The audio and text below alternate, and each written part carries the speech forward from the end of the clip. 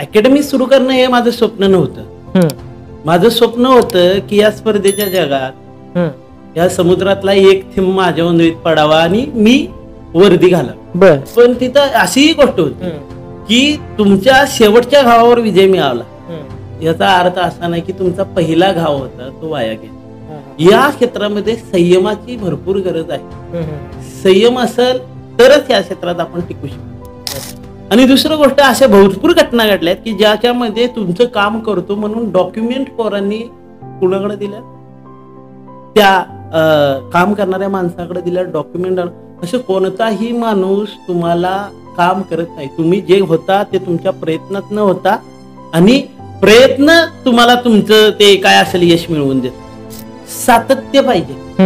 कोणतीही गोष्ट करा, तुमचं ते जर सातत्य देत नसेल तर ते उपयोग नाही. आणि दुसरं तुम्हाला तुमचं एम माहित पाहिजे, तुम्हाला करायचं काय आहे. ग्रामीण भागातल्या पोरांचं हेच असतं की मला भरती करायची आहे पण नक्की करायचं काय हे माहित नसतं. आणि ते करायचं काय माहित नसल्यामुळं ते वेगवेगळ्या वाटा शोधतात. आणि दुसरी गोष्ट की जर समजा तुम्हाला सक्सेस व्हायचं आहे त्याचा एकच मंत्र आहे खरं तर, एक सातत्य. आणि 10 गोष्टी एक वेळा करण्यापेक्षा एक गोष्ट 10 वेळा करा. अच्छा. त्या घरी आल्यानंतर 2 महिन्यातच निकाल लागला. ज्या विद्यार्थ्यांचा मी घेतलेला क्लास राहिलेल्या आणि त्यामध्ये माझ्याकडे 7 मुली होत्या, त्यातल्या 6 मुली भरती झाल्या. ज्या वेळेला मी 2 स्टेज पार केल्या आणि 3री स्टेज मेडिकलची असते त्यावेळेला माझ्या आयुष्यात एक कलाटणी देणारी घटना घडली. म्हणजे जवळजवळ माझं एक मोठं ऑपरेशन झालं. 2 वर्ष मी स्वतःच्या पायावर चालू पण शकत नव्हतो.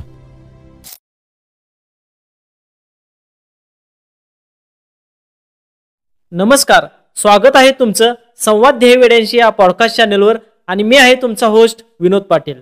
आज आपण स्पर्धा परीक्षा, करिअर आणि विद्यार्थ्यांच्या भविष्यावर खूप महत्वाची चर्चा करणार आहोत. आणि यासाठी आपल्या सोबत आहेत न्यू ज्ञानोदय करिअर अकॅडमीचे संस्थापक श्री विशाल पाटील सर. विशाल पाटील सर हे स्पर्धा परीक्षा उत्तीर्ण होण्यासाठी मार्गदर्शन करत असतात. त्यांनी अनेक विद्यार्थ्यांचे आयुष्य घडवले आहे. चला तर मग जाणून घेऊया त्यांच्या प्रवासाबद्दल, अनुभवाबद्दल आणि यशस्वी होण्यासाठी काय करावं लागतं याबद्दल. सर, सर्वप्रथम तुमचं स्वागत आहे आमच्या कर्तृत्व मंच चॅनलवर. आपली आमच्या श्रोत्यांना ओळख करून द्यावी. नमस्कार, मी विशाल महादेव पाटील कदम, शिगाव गाव माझं. माझ्याबद्दल सांगायचं झालं तर माझं प्राथमिक आणि माध्यमिक शिक्षण हे शिगाव गावातच झालं. त्यानंतर 11वी 12वी सायन्स मी पेठ वडगाव सारख्या ठिकाणी केलं आणि माझं ग्रॅज्युएशन हे मी कम्प्युटर सायन्स या शाखेतून शिवाजी युनिव्हर्सिटी थ्रू केलं. त्याच्यानंतर पुढचं माझं PG आहे, पोस्ट ग्रॅज्युएशन सुद्धा मी कम्प्युटर सायन्स मधनच केलं आणि पुणे युनिव्हर्सिटीतून केलं. त्यानंतर मी काही दिवस TCS सारख्या मल्टीनॅशनल कंपनीत जॉब केला आणि आता सध्या मी पेठ वडगाव, जिल्हा कोल्हापूर या ठिकाणी न्यू ज्ञानोदय अकॅडमी या स्पर्धा परीक्षा मार्गदर्शन केंद्र या ठिकाणी मार्गदर्शन करतो, ते चालवतो. विशाल सर, सर्वात आधी तुम्हाला मला हे विचारायला आवडेल की तुमची न्यू ज्ञानोदय करिअर अकॅडमी ज्यावेळी तुम्ही सुरुवात केली त्या पाठीमागं तुमचं स्वप्न आणि प्रेरणा काय होती बरं? अकॅडमी सुरू करणं हे माझं स्वप्न नव्हतं. माझं स्वप्न होतं की या स्पर्धेच्या जगात या समुद्रातला एक थेंब माझ्या उंदरीत पडावा आणि मी वर्दी घालावा. आणि यासाठी मी प्रयत्न करत होतो. पण ज्या वेळेला मी प्रयत्न करत होतो त्यावेळेला अशा काही घटना घडल्या की त्यापासून मी वंचित राहिलो. म्हणजे ज्या वेळेला मी सुरुवात केली, कॉलेज लाईफ मध्ये असतानाच या स्पर्धा परीक्षेसाठी सुरुवात केली, त्यावेळेला 1-2 वर्षामध्ये मला एका परीक्षेमध्ये यश मिळालं. पण कोणतीही परीक्षा ही 3 स्टेजमध्ये होते. एक तर लेखी परीक्षा होते, फिजिकल होते, मेडिकल होते.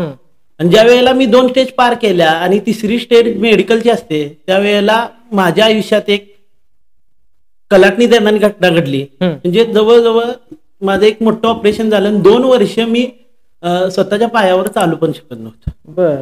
त्यामुळं त्या मेडिकल मधनं मी बाद झालो. ती पोस्ट मला मिळाली नाही. मग हे मिळाली नाही त्यामुळे मी माझं कंटिन्यू करिअर माझं जे आहे ते माझं ग्रॅज्युएशन PG केलं पुणे युनिव्हर्सिटीतनं. आणि या कालावधीत मला असं माहित नव्हतं की बाबा आपण मेडिकली अनफिट आहे, त्यामुळं दुसरी एक परीक्षा नाही, म्हणजे संरक्षण क्षेत्राशी रिलेटेड नाही, पण इतर देऊ शकतो असं मला ज्ञातच नव्हतं. जेव्हा मी पीजी केल्यानंतर TCS सारखी कंपनी जॉईन केली आणि त्याच वेळेला मला आवड पण होती की टीचिंगची. सुरुवातीपासूनच मी माझ्या घरी 9वी 10वीच्या मुलांचा क्लास घ्यायचो, बाहेर लेक्चर द्यायचो. टीचिंगची आवड असल्यामुळं मी त्या ठिकाणी जॉब करत करत MSCIT CCC कम्प्युटरशी रिलेटेड होतं अशा संस्थेमध्ये जायचो, लेक्चर द्यायचो. आणि त्यातूनच एक दिवस असं सर्च करताना मला कळालं की बाबा आपण संरक्षण क्षेत्रातली नाही, पण आपण काय करू शकतो, इतर क्षेत्रातली परीक्षा देऊ शकतो ज्याच्यासाठी मेडिकल नाही. हे कळल्यानंतर मी जॉब सोडला. जॉब सोडून मी गावाकडे आलो. गावाकडे आल्यानंतर माणसांची टेंडन्सी कशी असते, पुणे सोडून गावाकडे आलं. मग मी काय केलं की वडगाव सारख्या ठिकाणी अभ्यास करण्यासाठी मी गेलो. तिथं अभ्यासिका लावली. तिथं अभ्यास करत असताना माझे काही मित्र झाले, त्यांच्याबरोबर मी अभ्यास करायला लागलो. पण तिथं मला दुसरा झटका बसला की ज्या परीक्षेचा मी अभ्यास करत होतो त्या परीक्षेचा सिलेबस हा चेंज झालाय. ज्यावेळी मी चालू केले त्यावेळी सिलेबस चेंज झालाय, तरी पण मी कंटिन्यू केलं आणि MIDC क्षेत्र अधिकारी सारख्या पोस्टसाठी माझं एका कोट्यातून नाव लागलं. पण तो कोटा होता 16% मराठा आरक्षण आणि त्याला स्टे लागला आणि ते पण हाती लागले नाही. अशा कालावधीत माझे मित्र होते तिथं, त्या मित्रांच्या पोलीस भरती करत होते, तिथं काही विद्यार्थी पण होते. त्यावेळेला माझी टीचिंगची आवड असल्यामुळं मी त्यांना सजेस्ट करायचो, काही प्रॉब्लेम असलं सोडून द्यायचं. त्यातीलच काही विद्यार्थी माझ्याकडे आले आणि म्हणले की सर तुम्ही अकॅडमी चालू करा आणि आम्ही तुम्हाला म्हणजे तुमच्याकडे क्लासला येतो. पण त्यावेळेला माझं असं काही टार्गेट नव्हतं की मी अकॅडमी चालू करेन, परंतु माझ्या मित्रच्या सोबतीनं मी ठरवलं की मी एक सब्जेक्ट घेतो, माझा पण अभ्यास होईल आणि बाबा पुण्यात येऊन मोकळं राहण्यापेक्षा इथं काहीतरी करतोय असं स्वतःला वाटेल. म्हणून मित्रांच्या सोबतीनं मित्रांनी फिजिकल घेतलं, मी लेखी परीक्षेचं मार्गदर्शन करायला लागलो. हे करत असताना त्या विद्यार्थ्यांच्या मुळे आम्ही ती सुरुवातीला अकॅडमी चालू केली. म्हणजे बराच खडतर गोष्टीतून तुम्ही यापर्यंत आता पोहोचलेला आहे. सर, तुम्ही अकॅडमी सुरू करत असताना सुरुवातीच्या काळामध्ये काही आव्हानात्मक टप्पे आले का, आणि काही त्याबद्दल तुमचे अनुभव काय आहेत बरं? आव्हानात्मक टप्पा म्हणला तर पहिल्या दिवशीपासून आव्हानात्मक टप्पे चालू झाले. ज्या विद्यार्थी म्हणजे मी जवळजवळ 7 वर्ष पुण्यात घालवले आणि 7 वर्षानंतर इकडे आल्यानंतर या क्षेत्रात काम म्हणजे अभ्यास करणारे विद्यार्थी सगळे माझ्या तिकडचे ओळखीचे होते. इकडचे एवढे वडगाव परिसरातले नव्हते, माझ्या मित्रांचे होते आणि त्या मित्रांच्या संगतीमुळे मी ते काढलेलं. आणि त्यावेळेला काय झालं की पहिल्या दिवशी जेव्हा आम्ही असं करायचंच आहे तर चांगलं करायचं, अभ्यासिका वगैरे असं सगळं सेटअप लावला आणि क्लासचं उद्घाटन केलं. पहिल्या दिवशी 25 मुलं आली, दुसऱ्या दिवशी 25, पण तिसऱ्या दिवशी असं वाटलं की तोंडावर पाडायचं होतं म्हणून, म्हणजे त्या मित्रांची काहीतरी खुन्नस असेल म्हणून ते करायचं म्हणून पोलांनी काढायला लावला का काय. 5 तर पोरांनी यायला पाहिजे होतं तिसऱ्या दिवशी 5ही मुलं, म्हणजे तेवढी पण मुलं नव्हती. मग आता यात पडलोय तर काहीतरी करायला पाहिजे. मग करायला पाहिजे म्हणून आम्ही जाहिरात करायला चालू केले. बी न्यूज सारख्या चॅनलवर सुद्धा जाहिरात दिली, इन्कम सोर्स काही नसताना. त्यावेळेला दुसरी अडचण आली की येणारा पालकाचा विद्यार्थी आणि आम्ही सेम वय, बरोबर, त्यांनी विश्वास ठेवायचा कसा आमच्यावर की अकॅडमी चालू करते, आपल्या विद्यार्थ्याचं वय पण तेवढंच, शिक्षकाचं वय पण तेवढंच. मग अशा वेळी एक संकल्पना राबवली की जी मुलं ज्यांचं बाबा फी द्यायची क्षमता नाही अशा विद्यार्थ्यांना आम्ही काय केलं, 5-7 विद्यार्थ्यांना निवडलं, त्यात त्यांना शिकवायला चालू केलं आणि त्याच्याबरोबर त्यांच्यासोबत अजून 5-7 आले, 10-15 विद्यार्थी झाले. पहिल्या वर्षी आम्ही ते काम करत असताना माझ्यासोबत जे 2 मित्र होते त्यांचं पहिल्या वर्षी तर म्हणजे ते सरळ सेवेचा पण करायचं आणि माझा मेडिकल प्रॉब्लेम असल्यामुळे मी तसलं सरळ सेवा नाही, डायरेक्ट कंबाईनचा वगैरे करायचो आणि त्यांचं त्यात सिलेक्शन झालं. ह्या अर्ध्या टप्प्यावर ते दोघे पण ट्रेनिंगला गेले. ट्रेनिंगला गेल्यानंतर जी समोर मुलं होती की जी आपल्यावर विश्वास ठेवून आलती आणि ती विश्वास ठेवून आलेली मुलं आता क्लासचं पुढे कसं होणार, कारण मी एकच सब्जेक्ट घेणार, फिजिकलचं काय मला ज्ञान नव्हतं, मी फिजिकल घेत नव्हतो, लेखी घेत होतो. तर त्यावेळेला मित्रांनी सजेस्ट केलं की बंद करून टाका, अकॅडमी बंद करायची. तर मी म्हटलं मग जर समजा तुमच्याकडे कारण आहे की बाबा तुम्ही काय करू शकता की आमचं ट्रेनिंग आहे, आम्ही भरती झालोय, मी काय करणार, मी विद्यार्थ्यांना उत्तर देऊ शकत नाही ना, असं अर्धाच सोडू शकत नाही. मग त्यावेळेला मला विद्यार्थ्यांनीच मदत केली. त्यावेळेला मी मग स्वतः म्हणलं ही कंटिन्यू बॅच करायची. पण तिथं आम्ही चालू केलं तर तिथं मोठा पसारा केलता, 10 ते 15,000 भाडं होतं, तिथं आम्हाला परवडत नव्हतं. मग त्यावेळेला कुणी आर्थिक मदत म्हणजे केली पण नाही. मग त्यावेळेला आम्ही विद्यार्थ्यांच्या साह्याने एका दुसऱ्या ठिकाणी गेलो की तिथे 2-3 हजार भाडं आहे आणि ती बॅच पूर्ण केली मी.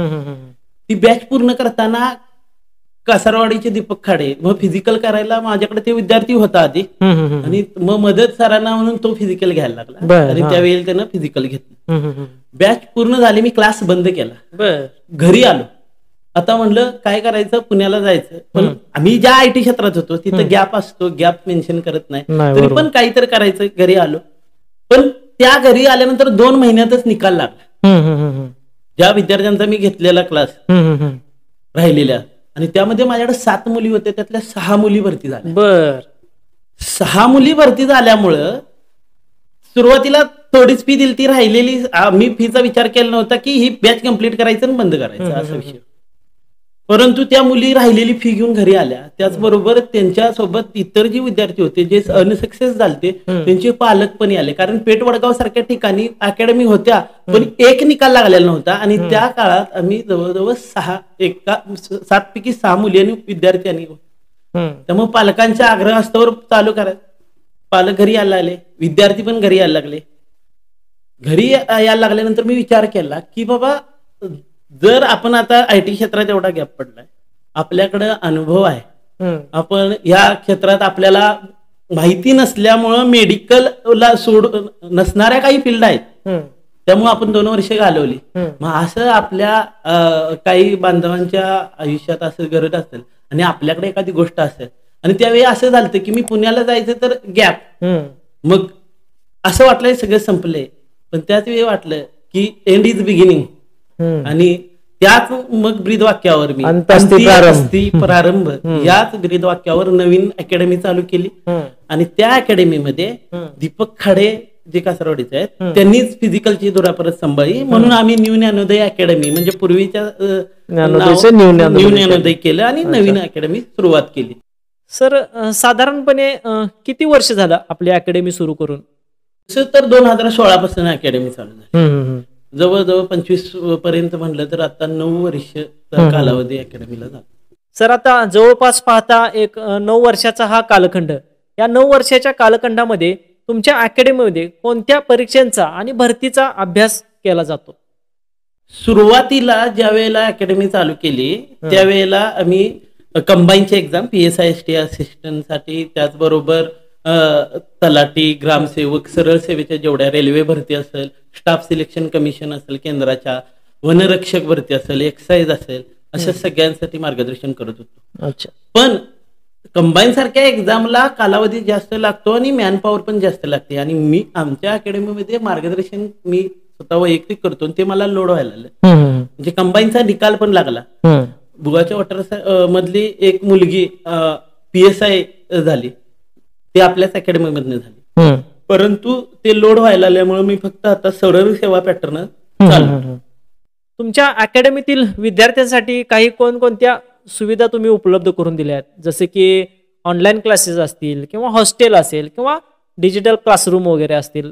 असं सुरुवातीला आम्ही फक्त क्लासेस ठेवलेले, लेक्चर घ्यायचं, विद्यार्थी घरी जायचं. आता सध्या आम्ही काय केलंय, एक क्लासरूम आहे, क्लास झाल्यानंतर पोरांसाठी एक डिस्कशन रूम, कारण कसं असते नवीन मुलं ज्या वेळेला येतात त्यावेळेला त्यांना काहीच ज्ञान नसते, त्यांचं डिस्कशन होणं गरजेचं आहे, त्यासाठी डिस्कशन रूम ठेवली. त्यानंतर आपल्याकडे लायब्ररी आहे, लायब्ररीमध्ये ज्या मुलांचा सिलेबस शिकून झालाय फक्त त्यांना काय करायचं आहे, रिव्हिजन करायचं आहे, किंवा ज्यांना फक्त टचअपची गरज आहे की बाबा योग्य मार्गदर्शनाची गरज आहे, कुठं चुकते हे बघायची गरज आहे, त्यांना लायब्ररी जागा, लायब्ररीमध्ये ती विद्यार्थी आहे त्यांना वायफाय वगैरे सुविधा दिलेल्या असतात. त्याचबरोबर या विद्यार्थ्यांचा आम्ही काय करतो, दर आठवड्याला जसं भरती क्षेत्रात डेमो होतो म्हणजे परीक्षा चालते तशी आम्ही डेमो घेतो. त्यासाठी आपल्याकडे 2 ग्राउंड आहेत. सुरुवातीला ग्राउंड नव्हते, पण आंबेडकर कॉलेजचे स्टाफ आणि माने मॅडम ती संचालक मंडळ आहे, यांनी आम्हाला मदत केली आणि आंबेडकर कॉलेजचं ग्राउंड आणि कासारवाडी मधलं एक ग्राउंड, ते कासारवाडीचं, ते 2 ग्राउंड दिले. त्या ग्राउंडवर आमचं फिजिकल डेली होतं, परंतु डेमो जो आहे तो आम्ही वेगवेगळ्या ठिकाणी भरवतो. मग याच्यामध्ये फिजिकल डेमो असतो आणि लेखीचा पण डेमो असतो. स्पर्धा भरवल्या जातात. तर डेमो आम्ही वेगवेगळ्या ग्राउंडला घेतो. जिथं प्रॅक्टिस करतो तिथं घेत नाही, वेगवेगळ्या ग्राउंडला घेतो. सर, आता तुम्ही म्हणालात की तुमची न्यू ज्ञानोदय अकॅडमी ही पेठ वडगाव सारख्या शहरामध्ये आहे. तर ग्रामीण भागातील विद्यार्थ्यांना सर शहरी भागातील परिस्थितीचा सामना करत असताना कोणत्या अडचणी येतात, तेव्हा काय उपाय काय आहेत बरं? खरं तर माझं स्वतःचं वैयक्तिक मत असं आहे की ग्रामीण भागातील विद्यार्थ्यांची ग्रामीण भागातल्या विद्यार्थ्यांची स्पर्धा असते. म्हणजे हे काय असते की ग्रामीण भागातले विद्यार्थी जेव्हा आपल्या गावात स्थानिक लेवलला भरतीचा सराव वगैरे करत असतात, त्यावेळेला त्यांना मार्गदर्शनाचा तर सगळ्यात मोठा अभाव असतो. बरोबर. त्यामुळे ते मार्गदर्शन घेण्यासाठी जेव्हा शहरी भागात जातात, त्यावेळेला शहरी भागामध्ये काय असते, प्रत्येक ग्रामीण भागातला विद्यार्थी तिथं आलेला असतो आणि तिथं गर्दी होते. तिथं हौसी गवसी नवसी सर्व प्रकारची माणसं तिथं असतात आणि ती पहिली ग्रामीण भागातल्या विद्यार्थ्यांना भीती असते. काय इतकी मुलं करतात, पण तेवढी करणाऱ्यांच्या मध्ये ज्यांना प्रॉपर करायचं आहे अशी थोडीच विद्यार्थी असते. आणि मग जेव्हा ग्रामीण भागातनं विद्यार्थी एकदा जातो, त्यावेळेला त्याचं सगळ्यात महत्वाचं काम माझ्या दृष्टीनं की त्याला तिथं लागणारी संगत, तिथं जी संगत लागते, तिथं जे त्याला विद्यार्थी भेटतात, कारण ते ग्रुप डिस्कशन करावं लागतं, आपण काय करणार याचं नियोजन करावं लागतं. आणि ग्रामीण भागातल्या मुलांना तिथं जी संगत भेटेल त्याच्यावर पुढे सगळं. दुसरं संगतीनंतर काय असते की शहरी भागातली मुलं सीबीएसई सारख्या पॅटर्न मधनं किंवा 4वी 5वी 6वी ह्या खाली बेस लेवलला त्यांना काय मार्गदर्शन वर्ग उपलब्ध असतात. ग्रामीण भागात ते वर्ग उपलब्ध नसतात. शाळेत फॉर्म भरतात, पण त्या लेवलचे क्लासेस ग्रामीण भागात नसतात. त्यामुळे शहरी भागातल्या मुलांचं काय असते, क्लिअर असते, बेसिक क्लिअर असते आणि त्यांच्या तुलनेत ह्यांना मग जास्त कष्ट करावे लागतात. आणि ते मुलं टेक्नॉलॉजीने ऍडव्हान्स असतात. आजकाल काय झाले की परीक्षा झाली ऑनलाईन आणि ग्रामीण भागातल्या मुलांना MSCIT केलं तरच ते ऑनलाईन माहित आहे, नाहीतर केलं नाही तर त्याच्याबद्दल पण माहित नाही. मग तुम्ही पुस्तकं वाचणार आणि ऑनलाईन परीक्षा परीक्षेच्या वेळी त्यावेळेला त्यांना भरपूर अडचणींना सामना करावा लागतोय आणि ती भीती असते. मग त्यावेळेला असं लक्षात येते की बाबा ग्रामीण भागातल्या मुलांचं चुकतंय कुठं, तर त्यांना योग्य मार्गदर्शन भेटत नाही. आणि आजकाल मार्गदर्शन योग्य शोधायचं झालं तर ती तुमची गरज आहे आणि गरजेला लाज आणि मदतीला माज असू नये. म्हणजे तुम्हाला गरज आहे ना, तर तुम्ही लाजलं नाही पाहिजे. तुम्हाला जिथं कुठं काही चांगलं ज्ञान मिळेल तिथं गेलं पाहिजे, बिना भेता गेलं पाहिजे. पण जर तुमच्याकडे उद्या ज्ञान आलं तर तुम्ही काय केलं पाहिजे, तुम्ही दुसऱ्याला मदत केली पाहिजे की मी ह्याला मदत केली असं आपल्याकडं माज आला नाही पाहिजे. सर, तुमच्या अकॅडमीतील एखादा विद्यार्थी असा आहे का की ज्याची यशोगाथा तुम्हाला आताही लक्षात आहे? असे भरपूर विद्यार्थी आहेत, पण त्यामधलं एक जर सांगायचं झालं तर एक विद्यार्थी आहे पेठ वडगाव मधला, धनगर समाजातला, सामान्य कुटुंबातला विद्यार्थी आहे. हा विद्यार्थी 2016 पासून या क्षेत्रामध्ये काम करत होता. 2018ला माझ्यापाशी आला. माझ्यापाशी जेव्हा आलता त्यावेळेला त्या विद्यार्थ्याचे वडील नव्हते, दुसरं तर शेती वगैरे काही नाही, आर्थिक परिस्थिती बेताची, आणि त्यांच्या घरातील तो करता पुरुष म्हणजे थोरला मुलगा होता. परंतु त्याला या क्षेत्राचा नाद कसा लागला तर त्याची बहीण आधी आपल्या अकॅडमीतून भरती झाली आणि त्याच्यानंतर त्यामुळे तो पण येत होता आणि तो होता बॉडी बिल्डिंग क्षेत्रामध्ये. बॉडी बिल्डिंगचा त्याला नाद असल्यामुळे त्याला वाटलं की सहज इकडे आल्यानंतर आपण भरती होऊन जाईल. आणि मग तो इकडे आला. 2018ची भरती दिली आणि त्यामध्ये फिजिकलच क्वालिफाय नाही. 2019ला फिजिकल म्हणजे नंतर झालं तर दुसऱ्या परीक्षेत लेखी क्वालिफाय नाही. परत करोना लागला. यामध्ये 4-5 वर्षाचा कालावधी गेला. या कालावधीत असं घडली की बाबा हा घरचा करता पुरुष आणि घर चालवायचं नाही. त्या काळात एक जोडीला नोकरी होती त्याच्या की होमगार्ड, ते होमगार्ड पदाची नोकरी मिळाली, त्याच्यावर घर चालायचं. परंतु इथं काय व्हायला, धाकटा भाऊ घर चालवायला लागला आणि थोरला भाऊ अभ्यास करतोय. असं व्हायला, ताण पडायला. मग धाकटा भाऊ घर चालवतोय, ठीक आहे, मग आपल्या स्वतःच्या गरजा, उदाहरणार्थ जर तुम्हाला पोलीस भरती करत असला तर त्यासाठी लागणारं मटेरियल, त्यासाठी फिजिकल करताय त्यासाठी लागणारा डाईट असेल, किंवा एखाद्या क्षेत्रावर तुम्हाला म्हणजे एखाद्या ठिकाणी तिची अशी परिस्थिती वाईट होती की बाबा त्याला कासारवाडीला सुरुवातीला ग्राउंड होतं, परत किनीला ग्राउंड होतं, वडगावमध्ये ग्राउंड अवेलेबल नव्हतं, तिथं जाण्यापर्यंत त्याला पैसे नसायचे, आणि प्रत्येक जण आपल्या मित्राला तू सायकलीवरून जायचं. आणि मग हे उदरनिर्वाहाचं कसं करायचं, तर ह्याच्या अंगात कला भरपूर होत्या.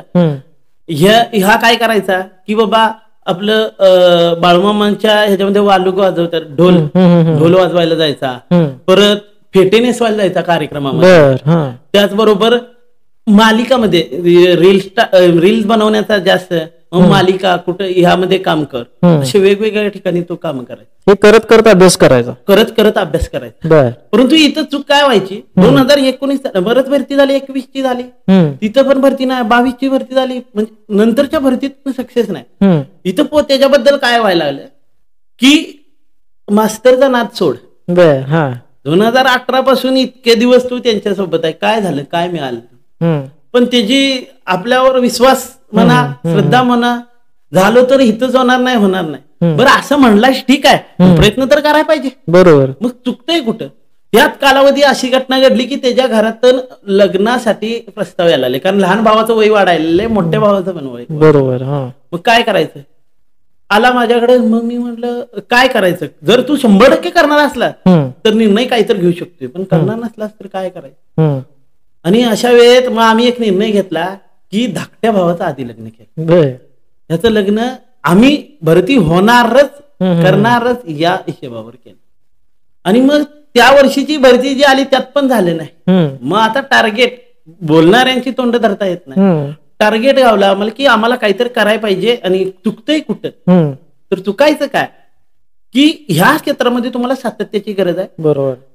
ह्याची आर्थिक परिस्थिती बेताची असल्यामुळं हा भरती येईल त्यावेळेला जोमान करणार, आणि ज्या वेळेला अदर काळामध्ये असं ढोल वाजवायला जाणे किंवा काही कार्यक्रम असणे या ठिकाणी तो काम करायचा, नाटिका मालिका अशा ठिकाणी. एक दिवस असं सांगितलं की आता शेवटच्या वर्षी आलं, संपत आलं, शेवटचा चान्स, केले तर आता करायचं. घरातनं तर लहान भावाला लग्न करायला लावले, आणि घरातनं पण हे होतं, घरी जाणं बंद केलं. तिनं तिथंच अभ्यासिकेतच राहणं चालू केलं. आणि मग त्याला सांगितलं की पहिली गोष्ट ते रील बनवण्याचं जे काम आहे ते थांबवायचं, व्हॉट्सअप इंस्टा, कारण त्याला तो नादच होता, बराच वेळ त्याचा जायचा, आणि त्यानं ते मान्य केलं. पण तिथनं पुढं जोपर्यंत 1 वर्षाचा काळ इतका वाईट गेला, कारण त्या वेळेत जेवढी आतापर्यंत जेवढी अकॅडमीची भरती मुलं झाली, फेटा नेसवणारा हाच, आणि माझ्यासोबत सत्काराला गेलं की फेटा नेसवायला हाच असायचा. आणि त्यावेळेला तिथं कोण ना कोण म्हणणारच काय बिल्डर तुमचं कधी होणार, म्हणजे इतके दिवस राहिलं तेव्हा वाईट वाटायचं की बाबा इतक्या लोकांचा सन्मान करायचा, फेटा नेसवायचा, पण स्वतःसाठी मग तरी पण तो यायचा. आणि अशा कंडिशन मध्ये आत्ताची जी भरती आली 2024-25 या भरतीमध्ये त्यानं कष्ट केलं, सॅक्रिफाईस केलं, आणि तो या भरतीमध्ये भरती झाला. तो विद्यार्थी म्हणजे अमोल सर्जेराव माने, त्याचा आता लग्न पण झालं, भरती झालेल्या 1 महिन्यात लग्नही झालं, आणि आज सोलापूर पीटीसी मध्ये आपलं ट्रेनिंगच्या शेवटच्या घावावर विजय मिळवला. याचा अर्थ असा नाही की तुमचा पहिला घाव होता तो वाया गेला. या क्षेत्रामध्ये संयमाची भरपूर गरज आहे. संयम असेल तरच या क्षेत्रात आपण टिकू शकतो. अच्छा सर, पोलीस भरती असेल, तलाठीची भरती असेल, किंवा अन्य कोणतीही शासकीय भरती असेल, या भरतीमध्ये अभ्यास करत असताना विद्यार्थ्यांनी कोणती अभ्यास पद्धती कंटिन्यू ठेवली पाहिजे? इथं आता थोड्याच वेळापूर्वी जे यशोगाथा सांगितले त्यामध्ये एक गोष्ट, अभाव कशाचा होता तर सातत्याचा अभाव होता. सातत्य पाहिजे. कोणतीही गोष्ट करा, तुमचं ते सातत्य देत नसेल तर ते उपयोग नाही. आणि दुसरं, तुम्हाला तुमचं एम माहित पाहिजे, तुम्हाला करायचं काय आहे. ग्रामीण भागातल्या पोरांचं हेच असतं की मला भरती करायची आहे, पण नक्की करायचं काय हे माहित नसतं, आणि ते करायचं काय माहित नसल्यामुळं ते वेगवेगळ्या वाटा शोधतात. आणि दुसरी गोष्ट की जर समजा तुम्हाला सक्सेस व्हायचा आहे त्याचा एकच मंत्र आहे खरा तर, एक सातत्य. आणि 10 गोष्टी एक वेळा करण्यापेक्षा एक गोष्ट 10 वेळा करा. अच्छा. तुम्हाला त्यात यश मिळेल. पण तुम्ही जर प्रत्येक गोष्टी एकदा करून बघायला आला तर यश मिळणार नाही. म्हणजे जे तुमच्याकडे आहे ते सातत्यानं परत करत राहणं यात सक्सेस आहे. सर, आज या स्पर्धा परीक्षेच्या युगात बघितलं तर आज लाखो विद्यार्थी स्पर्धा परीक्षेचा अभ्यास करून परीक्षा देत आहेत. तर स्पर्धा परीक्षेमध्ये अभ्यास करणाऱ्या विद्यार्थ्यांनी कोणत्या गोष्टी टाळल्या पाहिजेत यावर तुमचं मत काय आहे? विद्यार्थ्यांनी सगळ्यात महत्वाची चूक म्हणजे स्वतःवर विश्वास पाहिजे. दुसरं जग काय म्हणते ह्या क्षेत्रात उतरल्यानंतर बाकीचं जग काय म्हणते याच्याकडे लक्ष देऊन चालणार नाही. स्वतःवर विश्वास पाहिजे. आणि दुसरी गोष्ट, कुठलीही गोष्ट असेल, ग्रामीण भागातल्या मुलांची अडचण सगळ्यात मोठी आहे की कुठलीही गोष्ट असेल तर ती पैशाने विकत घेता येते. आणि दुसरं काय आहे की देवावर विश्वास जास्त. देव काही करून मिळवून देत नाही तुम्हाला. आणि दुसरं गोष्ट, अशा भरपूर घटना घडल्यात की ज्याच्यामध्ये तुमचं काम करतो म्हणून डॉक्युमेंट पोरांनी कुणाकडे दिल्या, त्या काम करणाऱ्या माणसाकडे दिल्या डॉक्युमेंट. असं कोणताही माणूस तुम्हाला काम करत नाही. तुम्ही जे होता ते तुमच्या प्रयत्नात न होता आणि प्रयत्न तुम्हाला तुमचं ते काय असेल यश मिळवून देतं. बिना प्रयत्नाचं असं काम करतो म्हणून भरपूर मुलांच्या चुका अशा होतात की बाबा आज नवीन मटेरियल असं आलंय, जे काय येईल त्याच्या मागे सोडायचं आहे, त्या गोष्टी करत राहा. दुसरं नवीनच्या मागे लागू नका.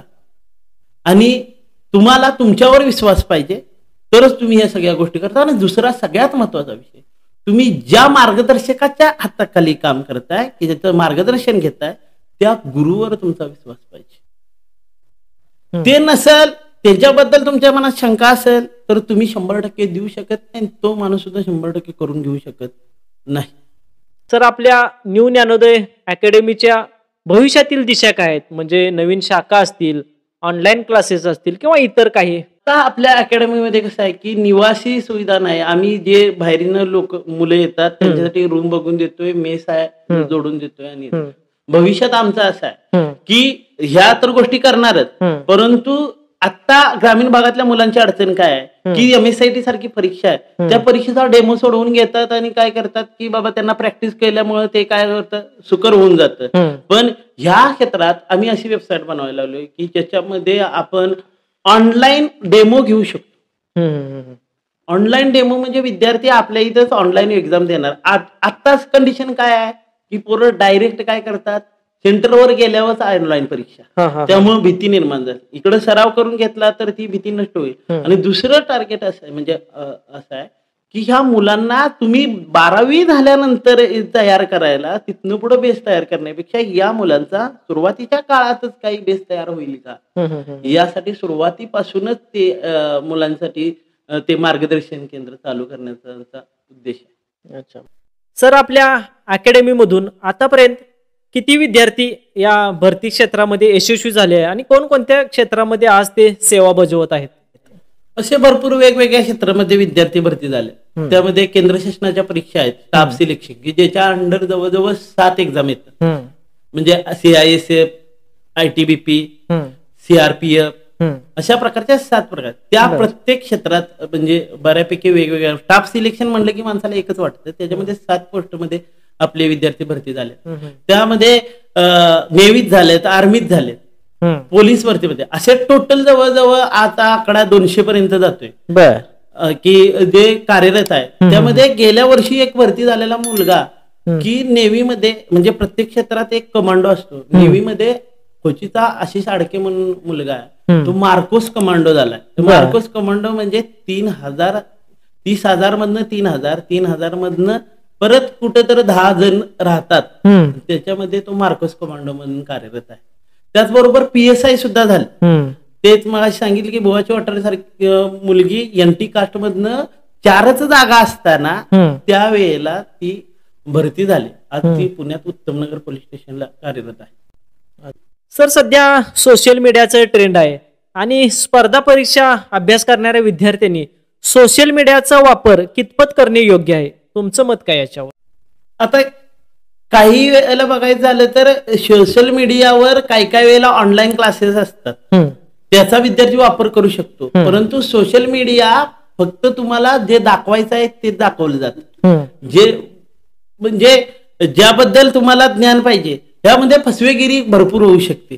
आणि जे विद्यार्थी व्हॉट्सअप वापरतात, चॅटचे जे काही माध्यम वापरतात, याच्यामध्ये त्याचा वापर तो कशा प्रकारे करतोय याच्यावरती राहते. मी मगाशी सांगितलं की अमोल माने सारखा विद्यार्थी आहे, सुरुवातीच्या काळात त्यानं ते काय रील्स बनवणे, फॉलोअर्स पण भरपूर वाढवले, पण ते फॉलोअर्स वाढवून त्याला त्याचे उपजीविका त्याचं ध्येय साध्य करता येत नव्हतं ना. आपल्या ध्येयाकडे नेईल असा त्या आपल्या इंस्टाग्राम वगैरे किंवा जे सोशल मीडिया आहे त्यांचा वापर करावा. त्यामध्ये टेलिग्राम सारखे चॅनल असतात, वेगवेगळे माहिती देणारे चॅनल असतात, त्याचबरोबर ऑनलाईन सुद्धा आपल्याला मार्गदर्शन करणारे असतात. पण त्यात आपल्याला निवडायचं कळालं पाहिजे. बरोबर.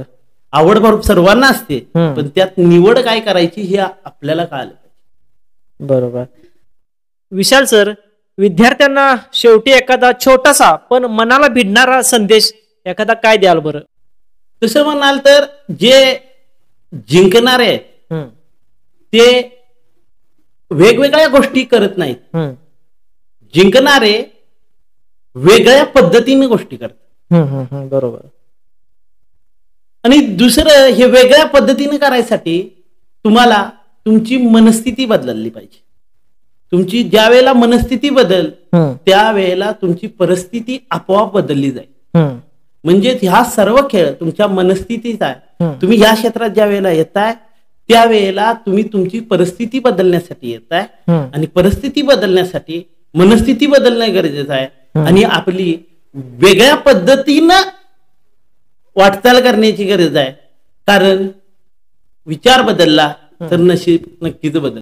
सर, आपण कर्तृत्व मंच या शोवर आलात, आमच्या श्रोत्यांना मार्गदर्शन दिलं, या ठिकाणी आलात, तुम्हाला कसं वाटते, काय भावना आहेत तुमच्या? सुरुवातीला सांगायचं तर हा माझा पहिलाच एक्सपिरियन्स, पण सर्वात पहिल्यांदा कर्तृत्व मंच या प्लॅटफॉर्मवरती माझ्यासारख्या एका ध्येयवेड्याला तुम्ही बोलवलं त्याबद्दल मी उत्तम गावडे सरांचं आणि आपलं धन्यवाद व्यक्त करतो. या मंचद्वारे तुमच्या अनेक महत्वपूर्ण माहिती लोकांपर्यंत पोहोचवली जाते. या माहितीचा तुमच्या श्रोत्यांना, सबस्क्रायबरना फायदा व्हावा, तुमचे सबस्क्रायबर अनेक वाढावे, आणि असंच मोलाचं मार्गदर्शन श्रोत्यांना मिळावं. यामध्ये जरी आमच्यासारख्या समजा माझ्याकडून एखादे कुठले मार्गदर्शन करणारा एखादा व्यक्ती असेल, म्हणजे मार्गदर्शन ज्याला आवश्यक आहे असा एखादा कॅन्डिडेट असेल, तर त्याला नक्कीच आम्ही त्यांना आमचा नंबर द्या, आम्ही त्यांना मार्गदर्शन करू. कर्तृत्व मंच प्लॅटफॉर्म हा एक भविष्यात मोठा प्लॅटफॉर्म बनेल, आणि याद्वारे अनेक विद्यार्थ्यांचं, अनेक श्रोत्यांचं, अनेक सबस्क्रायबरांचं कल्याण होईल हीच इच्छा व्यक्त करतो. नक्कीच विशाल सर, आपल्या न्यू ज्ञानोदय करिअर अकॅडमीचा असेल किंवा आपला वैयक्तिक असेल, आपला ॲड्रेस आणि कॉन्टॅक्ट नंबर आम्ही आमच्या डिस्क्रिप्शन बॉक्समध्ये देऊच. काही विद्यार्थ्यांना मार्गदर्शन लाभत असेल किंवा काही स्पर्धा परीक्षेमधील काही अडीअडचणी असतील तर ते तुम्हाला थेट संपर्क साधतीलच. विशाल सर, आपल्या वेळेसाठी आणि प्रेरणादायी मार्गदर्शनासाठी आपले खूप खूप धन्यवाद. सर, खरोखरच आपण अनेक तरुणांच्या जीवनात आशेचा किरण बनला आहात. श्रोतेहो, आज आपण एक गोष्ट नक्की शिकली, शिस्त, जिद्द, सातत्य आणि योग्य मार्गदर्शन असेल तर कोणतीच परीक्षा मोठी वाटत नाही. पॉडकास्ट आवडला असेल तर नक्की शेअर करा, आणि अशाच मार्गदर्शक व्यक्तींना भेटण्यासाठी आमच्या सोबत जोडून राहा. पुन्हा भेटूया एका नवीन एपिसोडमध्ये. तोपर्यंत धन्यवाद.